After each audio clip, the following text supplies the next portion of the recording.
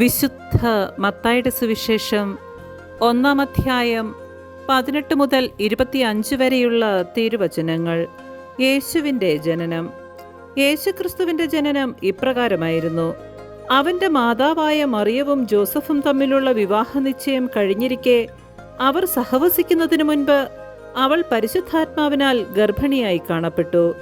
അവളുടെ ഭർത്താവായ ജോസഫ് നീതിമാനാകിയാലും അവളെ അപമാനിതയാക്കാൻ ഇഷ്ടപ്പെടായികയാലും അവളെ രഹസ്യമായി ഉപേക്ഷിക്കാൻ തീരുമാനിച്ചു. അവൻ ഇതേക്കുറിച്ച് ആലോചിച്ചു കൊണ്ടിരിക്കെ കർത്താവിൻ്റെ ദൂതൻ സ്വപ്നത്തിൽ പ്രത്യക്ഷപ്പെട്ട് അവനോട് പറഞ്ഞു, ദാവീദിന്റെ പുത്രനായ ജോസഫ്, മറിയത്തെ ഭാര്യയായി സ്വീകരിക്കാൻ ശങ്കിക്കേണ്ട. അവൾ ഗർഭം ധരിച്ചിരിക്കുന്നത് പരിശുദ്ധാത്മാവിൽ നിന്നാണ്. അവളൊരു പുത്രനെ പ്രസവിക്കും. നീ അവന് യേശു എന്ന് പേരിടണം. എന്തെന്നാൽ അവൻ തന്റെ ജനത്തെ അവരുടെ പാപങ്ങളിൽ നിന്ന് മോചിപ്പിക്കും. കന്യക ഗർഭം ധരിച്ച് ഒരു പുത്രനെ പ്രസവിക്കും. ദൈവം നമ്മോടുകൂടെ എന്നർത്ഥമുള്ള എമ്മാനുവൽ എന്ന് അവൻ വിളിക്കപ്പെടുമെന്ന് കർത്താവ് പ്രവാചകൻ മുഖേന അരുളി ചെയ്തത് പൂർത്തിയാകാൻ വേണ്ടിയാണ് ഇതെല്ലാം സംഭവിച്ചത്.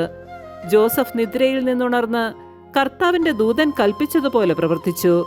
അവൻ തന്റെ ഭാര്യയെ സ്വീകരിച്ചു. പുത്രനെ പ്രസവിക്കുന്നതുവരെ അവളെ അവൻ അറിഞ്ഞില്ല. അവൻ ശിശുവിന് യേശു എന്നു പേരിട്ടു.